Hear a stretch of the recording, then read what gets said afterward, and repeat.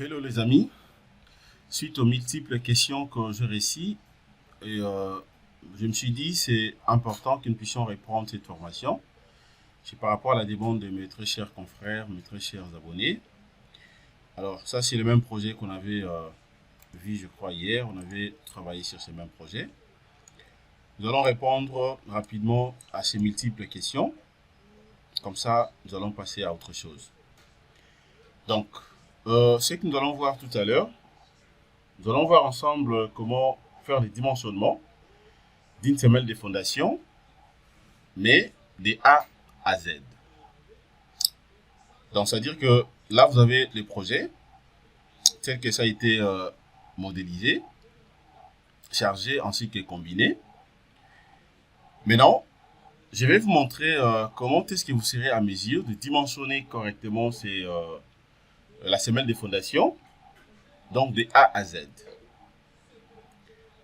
Alors, si vous êtes prêts, c'est parti.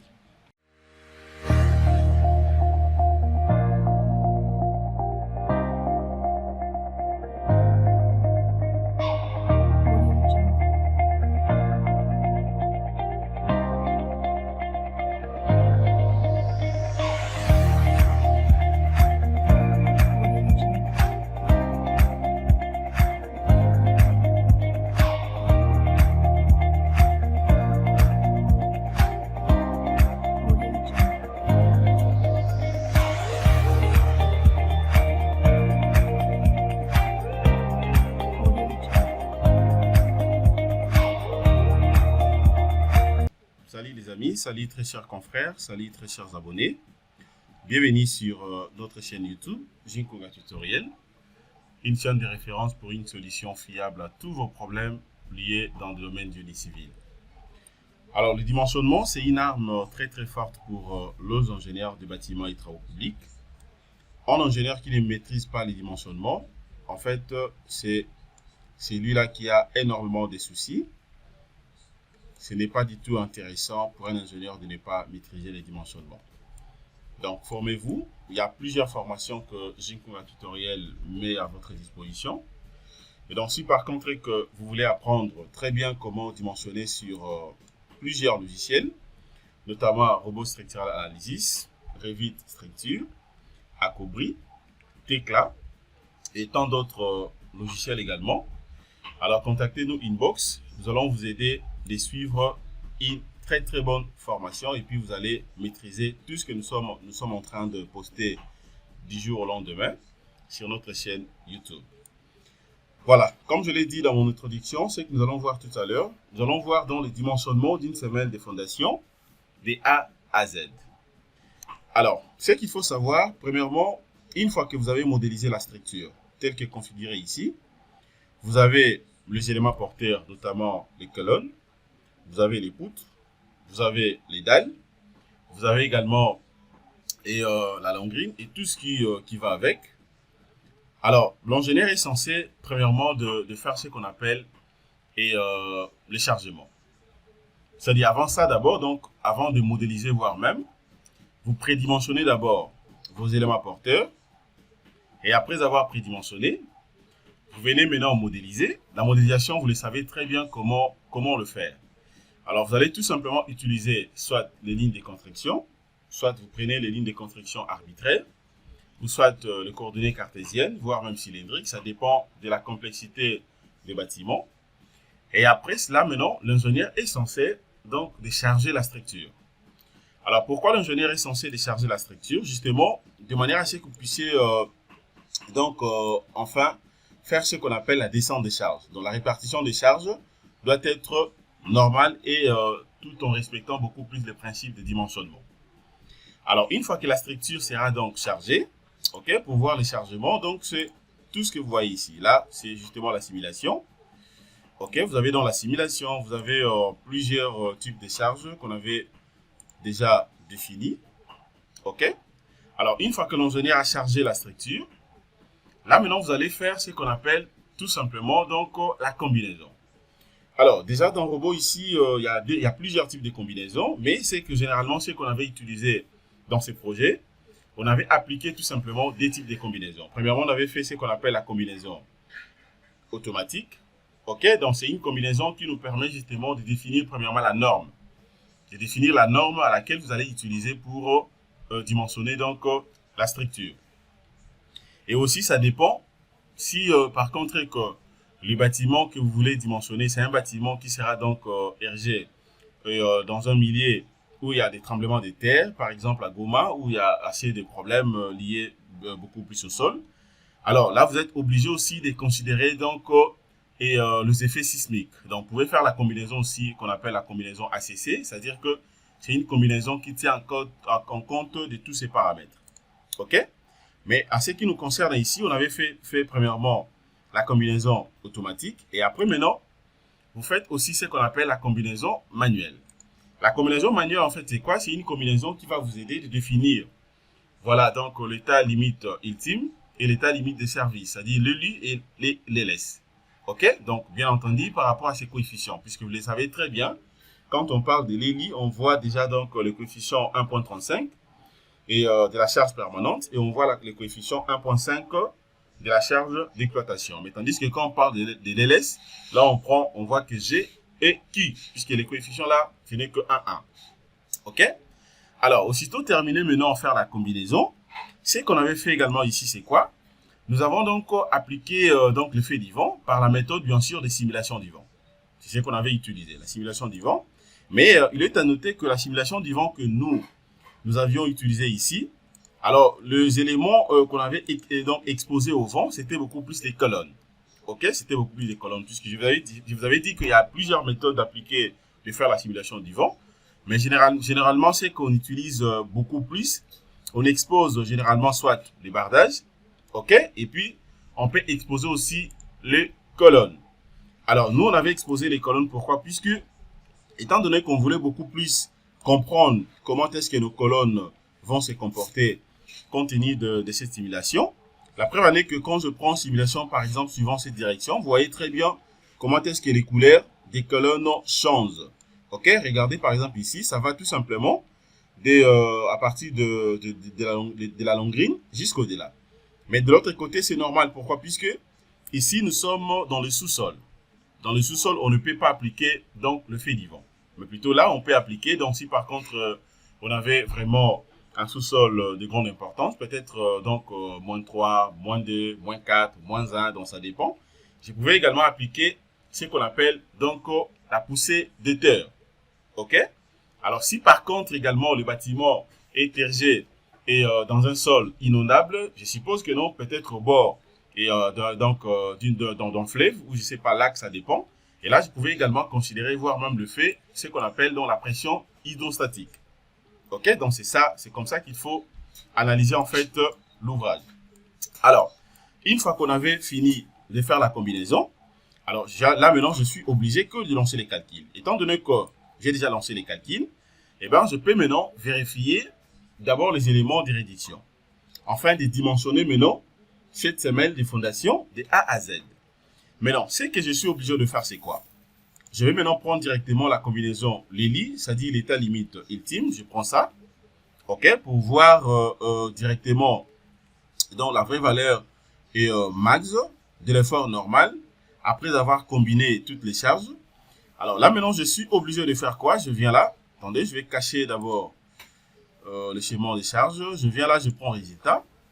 Je prends diagramme. Il y a deux méthodes ou deux possibilités de trouver en fait le nœud le plus sollicité. À ce niveau ici, je parle beaucoup plus de nœuds puisque je n'ai aucune semelle ici déjà dimensionnée.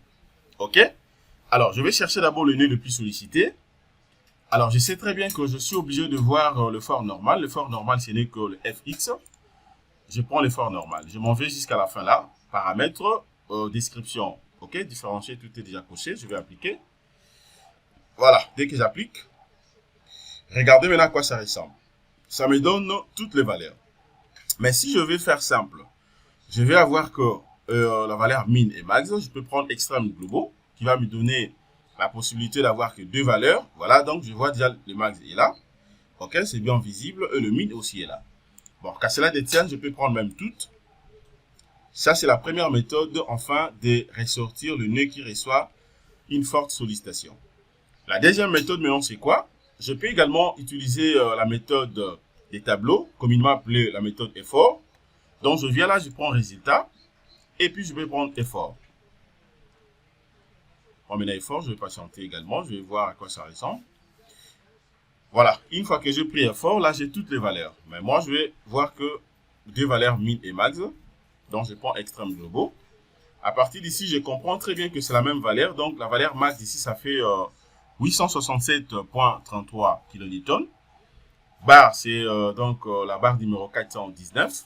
Ok, c'est que je peux considérer comme socle la plus sollicitée. Disons comme un socle les plus sollicités. Et déjà, la colonne la plus sollicitée aussi sera tout simplement sur le même fil. Mais le nœud, c'est le nœud numéro 413. Déjà, à ce niveau, je comprends très bien que le nœud le plus sollicité, c'est le nœud numéro 413. Donc, c'est là où je suis obligé de calculer ou de dimensionner maintenant la semelle la plus sollicitée. Je retiens seulement le numéro 413. Je vais rentrer sur vie. Je rentre sur vie. Je viens là. Je vais mettre le numéro 413. Je fais Enter. Voilà, le numéro 413, c'est déjà sélectionné. 413, c'est ici. Ok, c'est déjà sélectionné, donc c'est ça. Regardez, c'est en vert, c'est sélectionné. Une fois sélectionné, je vais passer directement au dimensionnement. Je peux cliquer ferraillage réel des éléments béton armé ici. Tout comme je viens là, je prends le dimensionnement. Ferraillage réel, éléments béton armé. Voilà, je clique, je vais patienter. Voilà, donc vous allez voir que c'est vraiment simple. Donc, suivez très bien ce que je fais. Vous allez maîtriser bien le dimensionnement d'une semelle de fondation de A à Z. Ok, je patiente.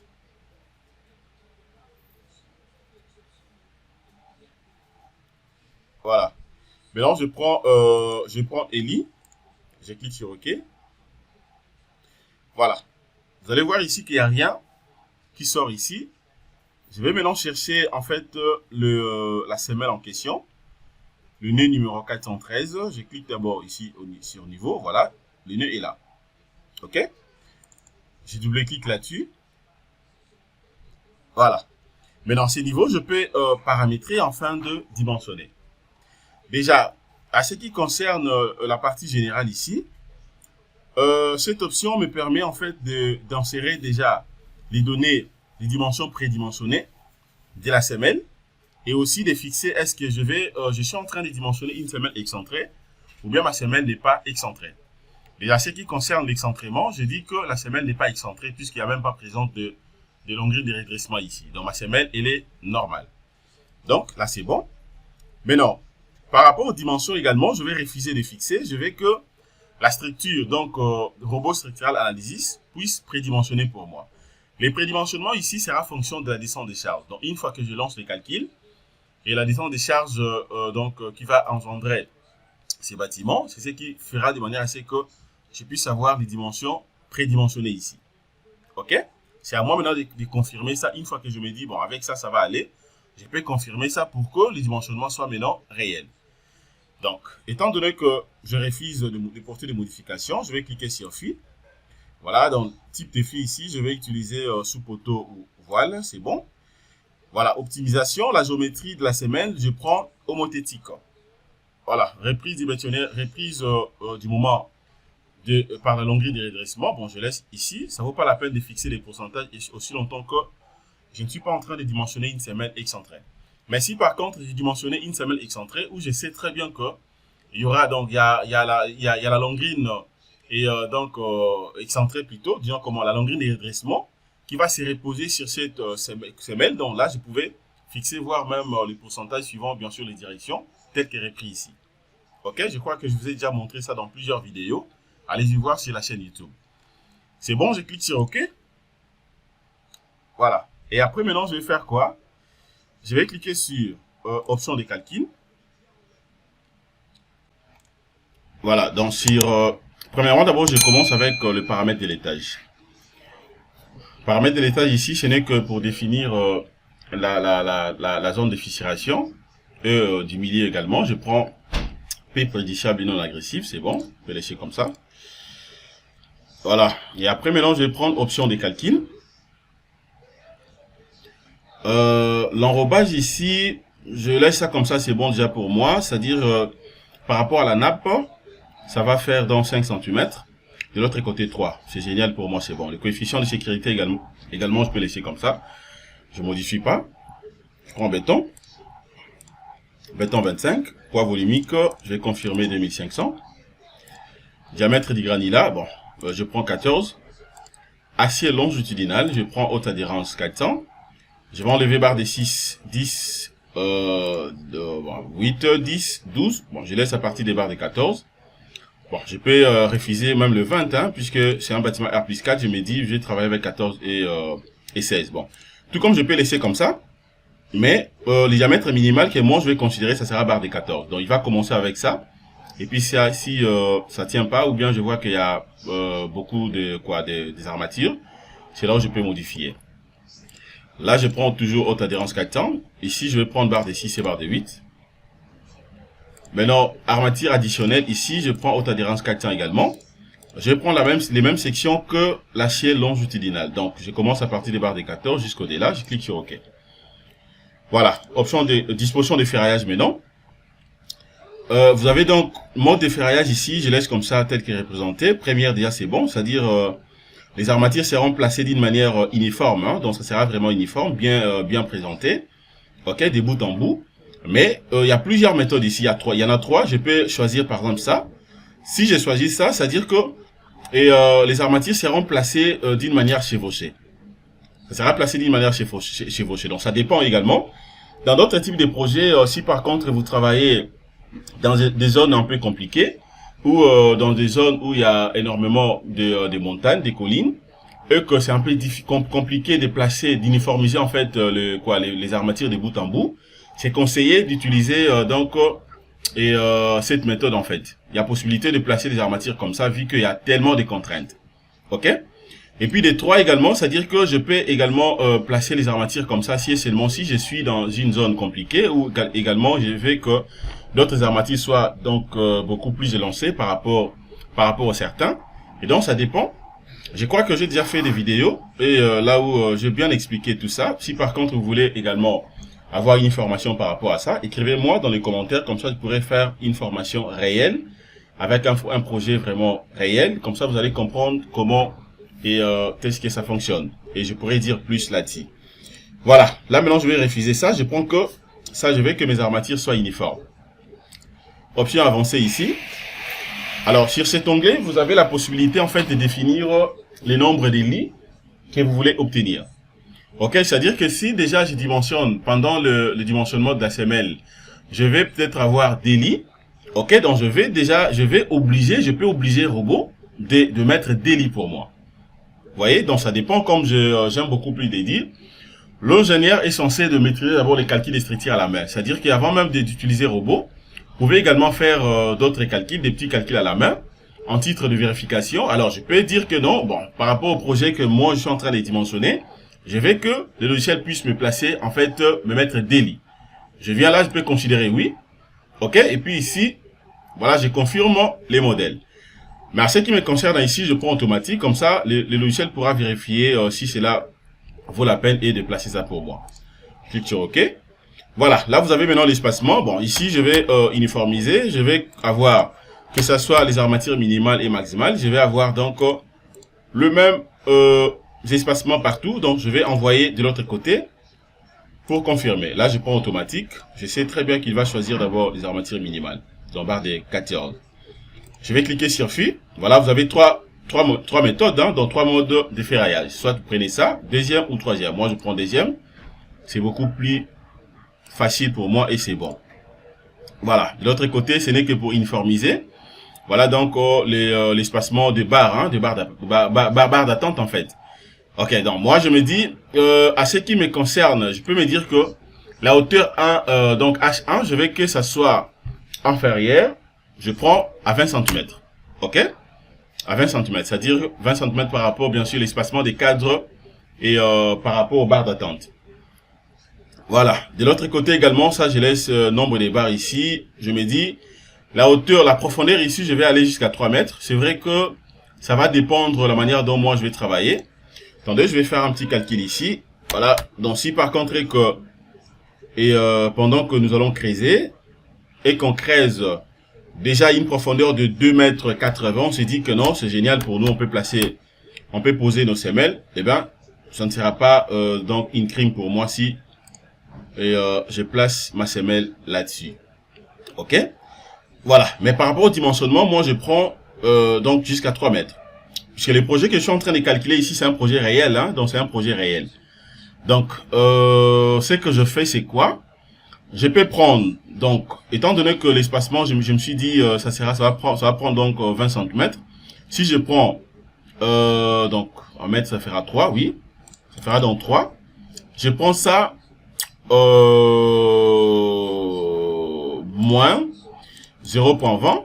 Ça fait combien? Ça fait 2,80 m. 2,80 m. Ok, je comprends, c'est bon. 2,80 m. Donc, je prends maintenant 3 divisé par 0,20. Ça fait 15. Ok? Ça fait 15. Voilà. Bon, moi, je prends ici, je mets d'abord 10. Je mets 10. 1, 2. Ici également, bon, je peux prendre combien? Je prends 10. Je clique sur OK. Bon, je peux prendre même 9, hein, c'est bon. Bon, je laisse comme ça 10 d'abord. Je prends maintenant barre d'attente ici. Est-ce que vous voulez que ça soit lié avec les poteaux? Je laisse automatique. Barre d'attente, je vais prendre 0,80. Pourquoi? Puisque le diamètre minimal est de 14. Donc, si vous prenez les 0 points, vous prenez les 14, là, vous mettez ça dans un millimètre, vous mettez ça en mètres. Vous multipliez par les 5 ici. Je prends donc 0,80. OK. Clique sur forme. Les crochets, j'aime beaucoup plus utiliser les angles droits. Hein. Donc, les angles droits, c'est beaucoup plus important pour moi afin de délimiter en fait les renversements et les glissements de la semelle en fait. Voilà, donc longueur développée, je prends 10 cm, je clique sur OK. C'est bon. Voilà, définir dimension, ça a été déjà fait. Je clique maintenant sur définir charge. Voilà, là, il n'y a rien. Je viens, les clics à côté. Enter. Voilà, je ferme, c'est bon. Maintenant, je suis au niveau de définir sol. Définir sol ici, c'est comme je vous avais dit. Je peux prendre rapidement, donc... je crois que je l'avais déjà ouvert. Je peux prendre rapidement. La contrainte ici, la contrainte qu'on avait utilisée. La stratification du sol ici, je viens là. Voilà, je vais prendre ça rapidement afin de compléter. Ok. Donc, la stratification suivante a été donc déterminée, bien sûr, par rapport aux essais du laboratoire. De 0 à 0,20, il y a présence donc de remblai en briques cailloux. C'est ce que je vais définir ici. Voilà, je rentre là rapidement. Ok, je viens là. Je le définis rapidement afin d'évoluer. Voilà.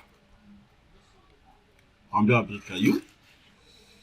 Ok, donc je viens là, je prends, ce sera roche de type A. Et après ça, il y a présence également de quoi? Je vérifie de 20 cm à 80 cm. Il y a sol fin noir. Je vais rentrer là également. Voilà. Ok, ce sont des sables sélectionnés. Noir, donc je viens là. Ok. Ok. Après, maintenant, là également, je vais définir ça rapidement. Attendez, je suis obligé de mettre ça un peu en gras pour que ça soit bien visible. Voilà. Maintenant, déjà ici, je sais que des 0 à, tel que défini là-bas, des 0 à 20 cm, il y a présence de remblai en briques cailloux. Ok. Maintenant, je prends une autre couche de la stratification. Donc, des 80 à 2 mètres, il y a sol sablonné, fin, gris. Je vais rentrer là. Je vais définir également ça. Ok, j'ai défini ça rapidement. Voilà. Ok. Également, je vais te confirmer. Voilà. Là, la profondeur, ça va jusque, je crois, c'est jusqu'à 2 mètres, je crois. Pour avoir la précision, je vais bien vérifier jusqu'à 2 mètres, des 80 à 2 mètres. Donc là, ça va jusqu'à 2 mètres. OK? Jusqu'à 2 mètres. Donc, non, ici d'abord, ça va jusqu'à 80. Jusqu'à 0,80. De 2 mètres, ça dit de 0 à 20 cm. De 20 cm à 80. Exact, c'est comme ça. Et après, maintenant, de l'autre côté, dernière couche. Donc, à partir au-delà de 2 mètres, il y a sol, sableau, argilé, jaune. Donc, attendez, je vais bien voir ça. Sable, donc sol, sable, argilé, jaune. Donc, ce sont des sables un peu mélangés avec un peu d'argile, c'est pas trop, mais seulement un peu. Donc, je considère ça comme sable et grave compact. Voilà, et puis là, je vais également définir ça. Ok, je définis ça comme ça.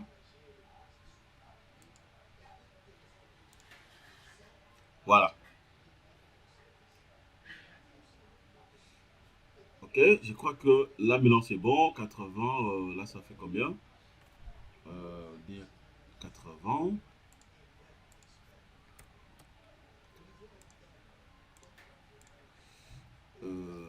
Est-ce que je...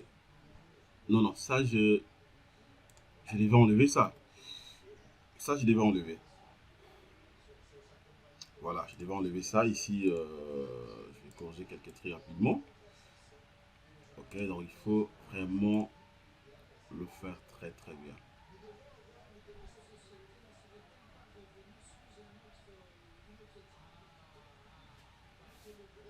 Je crois là c'est bon. Hein? De 0 à 20 cm, de 20 cm à 80, de 80 jusqu'à 2. Je crois que c'est bon. Ok, attendez, je vais bien voir pour me rassurer si tout est bien inséré. 80, 2 mètres, plus de 2 mètres. 2 mètres, voilà. Donc 20, 82 et puis plus de 2 mètres.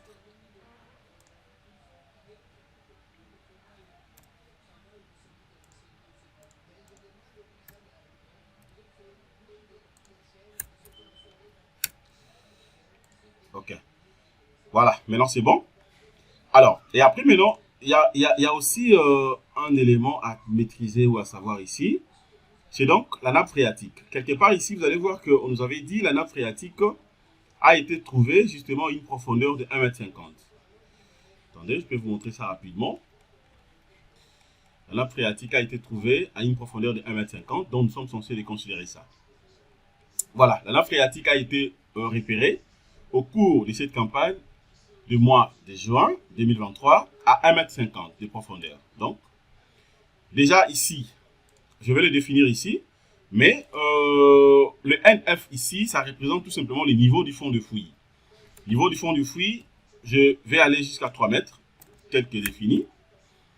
Maintenant, ici, les niveaux d'eau, les plus bas, je prends 1,50 m.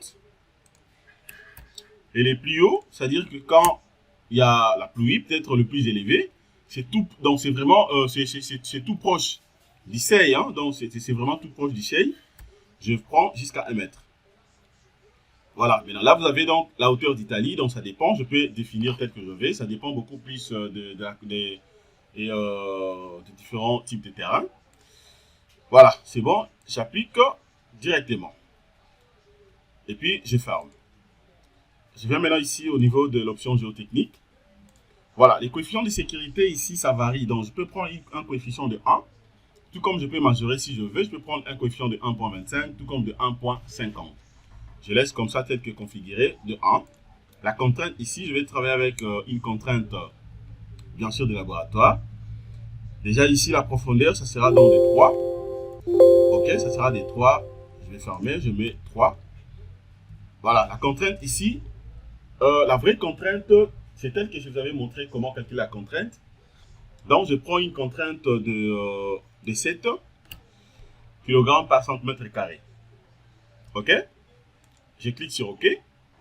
Et là, je peux que lancer les calculs. Mais avant de lancer les calculs, j'ai la possibilité, en fait, de pouvoir insérer également d'autres éléments afin d'avoir tous les détails dans le plan d'exécution.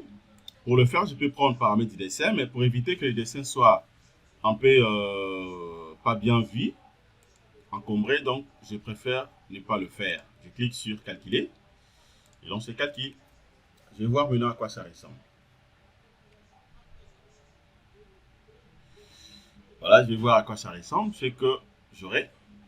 Ok, voilà. Regardez maintenant ce qu'il m'a proposé ici. Ok. Voilà ce qu'il m'a proposé. Je vais corriger d'abord quelques trucs rapidement ici avant d'évoluer. Je vais rentrer.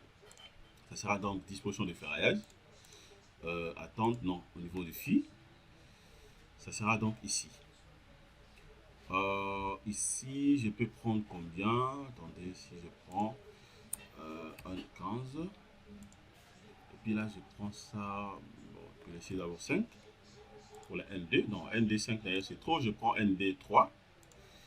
Ok, je prends 3. Je relance le calcul.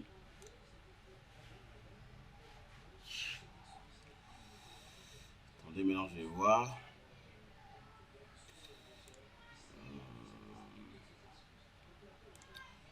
Je vais encore corriger ça. Si je prends ça 15. Là, je refuse. Je veux que ce soit donc nul. Voilà. Regardez maintenant comment c'est beau. Vous avez vu comment est-ce que j'ai uniformisé en fait les cadres au niveau des barres d'attente. Ok, maintenant c'est génial. Voilà. Là maintenant vous avez tous les éléments tels que configurés. Ok. Avec la section que moi, donc, j'ai trouvée. Voilà. Là déjà c'est bon. Mais n'oubliez pas que je vous avais dit, quand on calcule des projets comme ça, l'ingénieur est censé maintenant de vérifier s'il y a chevauchement et d'aider de vérifier si réellement donc la semelle est économique. Souvenez-vous, on avait déjà vérifié cette semelle, c'était une semelle économique et puis il n'y avait pas chevauchement par rapport à ces projets. Mais pour le faire, c'est simple. Je vous avais déjà montré. C'est juste question de rentrer vraiment au niveau de la structure. Vous rentrez au niveau de la structure. Vous quittez en fait vos panneaux. Ok. Vous prenez maintenant la section telle qu'est trouvée là, la section de 2,10 m x 1,60 m. Vous vérifiez ça donc suivant la direction des X et la direction bien sûr des Y, c'est-à-dire la grande portée et la petite portée. Ok, de quelques panneaux, afin de se rassurer s'il n'y a pas chevauchement. Déjà, s'il n'y a pas chevauchement, c'est bon. Alors, pour vérifier maintenant l'économie également de la semelle, alors la condition est que, en réalité, c'est-à-dire les pourcentages des surfaces totales de la semelle doit être inférieur à 50% de la surface totale des bâtiments. Une fois que cela est prouvé, alors là, il faudrait également que vous puissiez conclure que la semelle est économique. Donc voilà ce que je voulais vous montrer concernant cette formation. Ok, j'espère que là maintenant tout est clair. Vous avez très bien suivi et très bien maîtrisé comment est-ce que vous serez donc à mesure de faire les dimensionnements d'une semelle de fondation de A à Z sans pourtant que vous puissiez avoir donc des soucis. Regardez même le rendu. Ok, voilà, c'est ça les rendus de la semelle dimensionnée. Regardez comment c'est beau. Ok, les rendus donc c'est vraiment bien présenté. Ok, même au niveau de fil, vous avez donc les cadres. Voilà, tel que uniformisé là. J'ai bien uniformisé ça et puis c'est vraiment bien. Ok, voilà.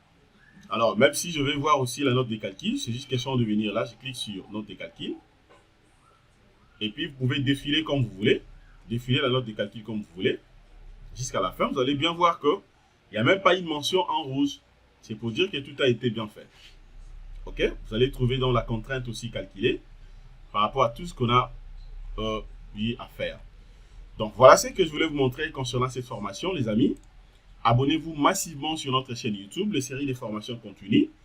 Je reçois également des questions à ce qui concerne Revit. À bientôt. Nous allons faire des séances purement professionnelles avec les logiciels Revit structural. Ok, donc vous aurez également énormément de formations et par rapport au Revit. Comme ça pourra vous aider également de bien maîtriser Revit. Voilà, merci de votre disponibilité. Abonnez-vous massivement, passez une excellente journée. Au revoir.